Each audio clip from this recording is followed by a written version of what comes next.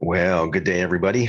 Um, I felt just a little bit inspired here to speak on something really quick. This may be actually one of my shortest videos.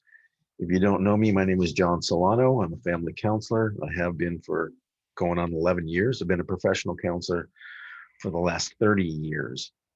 Now, again, having spent the last over a decade now as a family counselor working with families in high levels of distress, one of the things that I routinely deal with, obviously, is conflict. And um, a lot of times it's the parents who seek out support um, because they feel that their son or daughter is, not behaving well.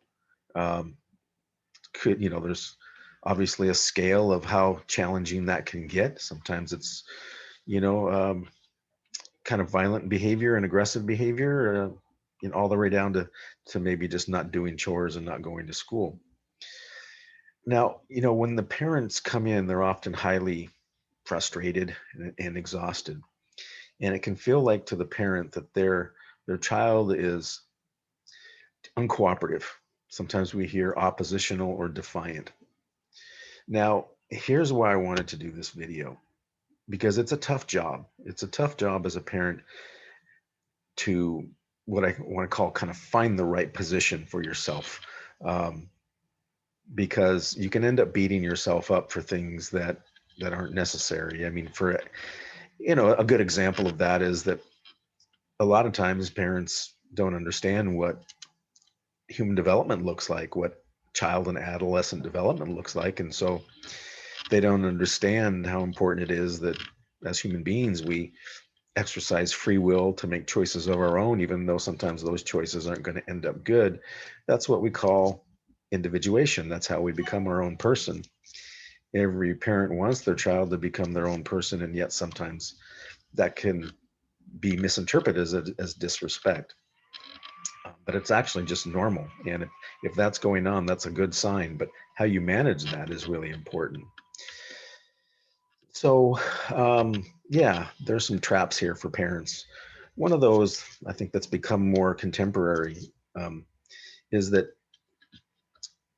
on one camp, you almost have like, boy, these kids are brats type of thing. And on the other camp is like, hey, you know what? That's all behavior is communication, and it's really a need for attachment.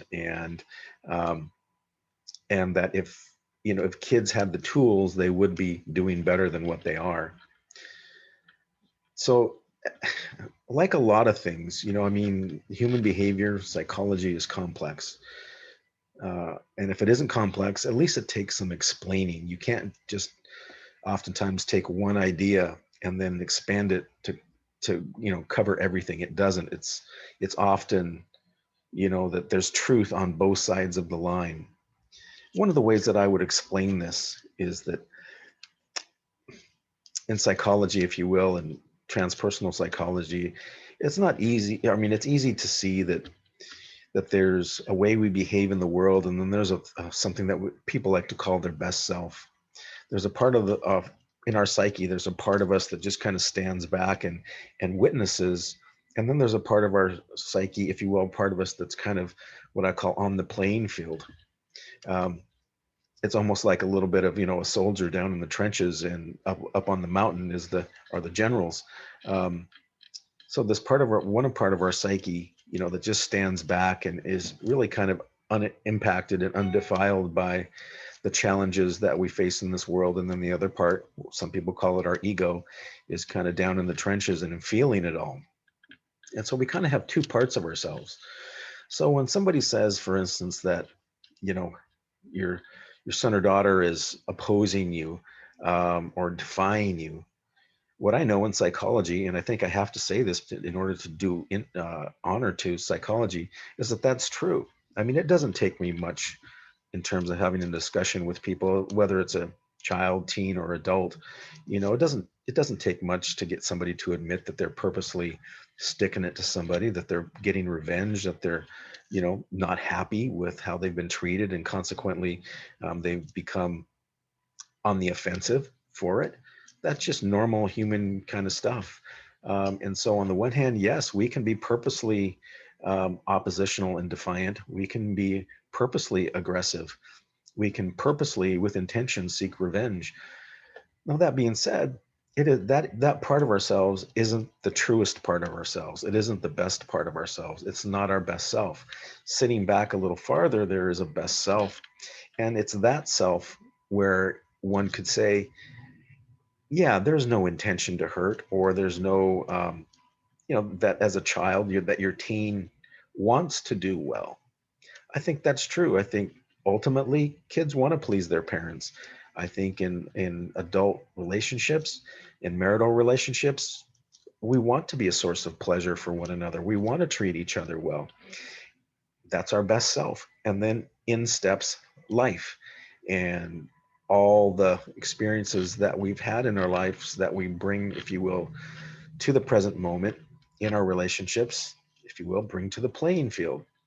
And so we might not always treat each other well, but that doesn't mean that it's truly who we are. So I hope that that's understandable. So, do your kids really want to please you and to do what's right and to do what's best? Yes, in their best self. Is it possible that your kids are purposely being oppositional or defiant or kind of sticking it to you and making your life hell? Absolutely. So if you just hear one side of that story, you're only getting half the truth, if you will. You got to bring them both together.